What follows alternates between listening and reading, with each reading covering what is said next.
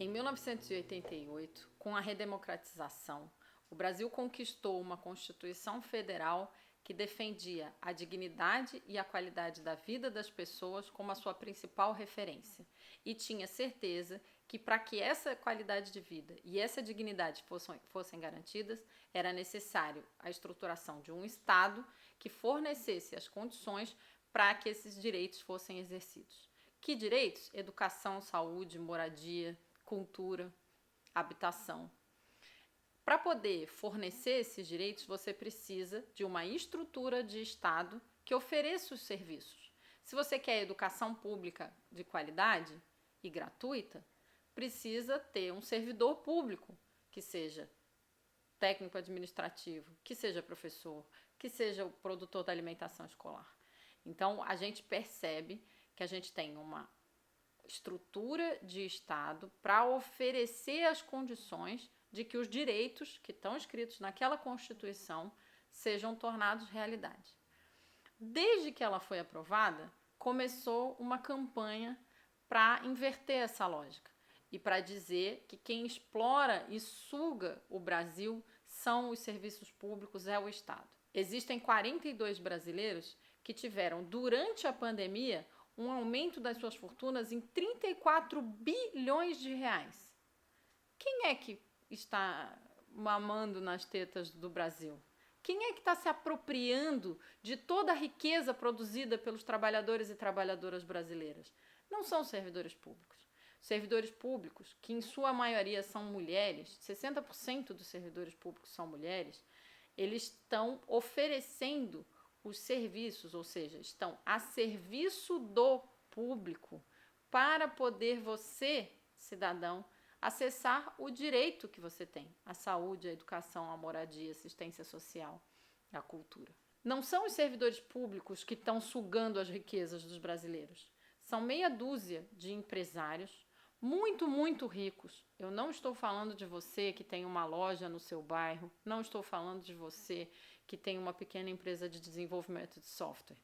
Estamos falando de donos de bancos, de grandes conglomerados financeiros, de latifundiários, que estão se apropriando de toda a riqueza do Brasil.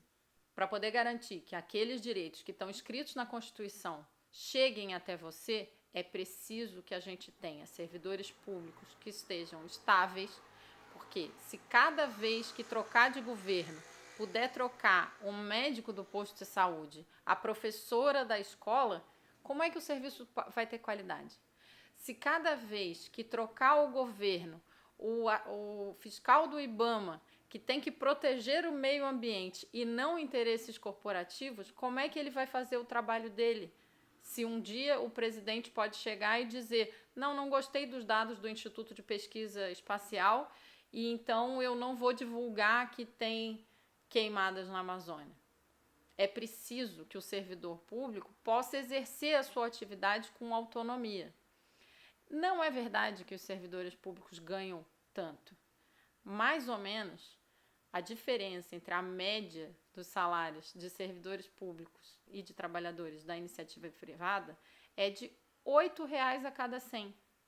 Ou seja, de cada R$ 100,00 que tem num salário de um trabalhador da iniciativa privada, tem um servidor público que ganha R$ 108,00. Isso faz de alguém rico? Será que é essa a diferença que está prejudicando tanto o Brasil? E aí o que a gente percebe? Que o prefeito Jean Loureiro, mesmo os seus antecessores, estão seguindo a cartilha de desmonte do serviço público. Um dos primeiros atos do Jean Loureiro, recém-empossado, foi enviar uma reforma administrativa para a Câmara de Vereadores, propondo, por exemplo, acabar com o plano de carreira dos professores que atuam na rede municipal. Como essas pessoas vão poder prestar um serviço de educação adequado aos filhos e filhas da nossa cidade se não tiverem condições mínimas de trabalho, se não tiverem o seu trabalho valorizado, se não puderem estudar, se não tiverem regulação de um máximo de aulas que eles podem dar por dia, por exemplo? Então, é preciso inverter essa lógica. Só que essa campanha tem funcionado muito bem, porque esses grandes ricos, esses 42 que ganharam tanto dinheiro, usam meios de comunicação de massa para mentir para você. E aí a gente percebe que a retirada de direitos dos servidores públicos tem tido 2 efeitos na nossa cidade. O primeiro efeito é a precarização dos serviços públicos. Eles, por exemplo, dizem assim, não, a gente não vai abrir creche, a gente vai contratar uma organização social, que no fim foi denunciado todo um esquema, porque era uma empresa de fachada, para prestar um serviço de baixíssima qualidade com um custo maior do que o custo do serviço público. A outra coisa que acontece, além de prejudicar a qualidade do serviço público que você recebe, é prejudicar a economia da cidade. O dinheiro, o salário dos servidores públicos, como nós somos trabalhadores, a gente gasta quase todo ele, comprando comida, comprando roupa, com o curso de inglês para os filhos, com o que seja. A gente gasta. E a gente gasta onde? Na sua empresa. Naquele curso de inglês que o seu filho abriu, naquele mercado que tem no nosso bairro, naquela loja que tem aqui, no teatro. Então, quando os servidores públicos passam a receber menos salário, especialmente numa cidade como Florianópolis, a economia da cidade inteira perde. Tanto a reforma administrativa, que foi apresentada pelo Paulo Guedes nacionalmente, que devia se chamar Destruição dos Direitos dos Brasileiros e Brasileiras, quanto a reforma administrativa que o Jean Loureiro apresentou na primeira semana do seu mandato, são para prejudicar o seu direito como cidadão e para prejudicar a economia da nossa cidade. Então a gente não pode aceitar que isso continue sendo feito.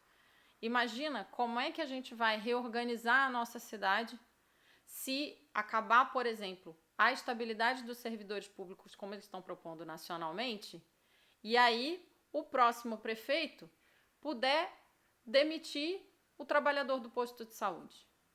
O que vai acontecer se o próximo reitor puder demitir o professor da Universidade Federal? A gente não vai ter um funcionamento. Como é que o hospital universitário vai funcionar se puder trocar quem é que trabalha lá todo dia? E aí é importante a gente compreender. A estabilidade do servidor público é um direito da soberania do povo brasileiro. Não é o direito dos servidores públicos. É para poder eles exercerem as suas funções sem estarem obedecendo aos interesses políticos e aos interesses empresariais que estão por trás de alguns dos políticos que ocupam os cargos públicos no nosso país. Então é fundamental a gente defender os nossos direitos. E para defender os nossos direitos de todos os trabalhadores e trabalhadoras da cidade, a gente precisa ser contra a reforma administrativa. Contra essa que o Jean tentou implantar aqui e com uma greve tão bonita, os trabalhadores e trabalhadoras organizaram no Sintrazem, conseguiram evitar em grande parte, quanto essa que o Bolsonaro e o Paulo Guedes estão tentando fazer nacionalmente. E é importante dizer que desde que eles estabeleceram a Emenda Constitucional 95, que eles gostam de chamar de ajuste de gastos, mas que na verdade é um teto para os direitos e todo o dinheiro para os banqueiros, todo o dinheiro que foi economizado não pode ser investido no seu direito, não pode ser investido em infraestrutura, não pode ser investido em saúde. Ele só pode servir para amortizar o que eles chamam de dívida pública, que nunca ninguém obedeceu à Constituição para auditar. Então, eles não estão economizando o dinheiro que está sendo mal gasto para aumentar o seu direito. Isso é mentira. E se fosse verdade, eles estariam trabalhando para retirar os super salários, que de fato existem, mas que estão no judiciário, que está fora da reforma administrativa, que estão entre os militares, que estão fora, que receberam inclusive aumento real no meio da pandemia. Eles tiveram um aumento de benefícios dos militares, dos grandes oficiais. Então a gente não pode aceitar essa lógica. Eu, como vereadora, vou defender os serviços públicos e os direitos dos servidores públicos, porque para você, como cidadão e cidadã, ter acesso aos direitos, a gente precisa implantar políticas públicas. E quem faz a política pública uma realidade é o servidor público e a servidora pública trabalhando para você.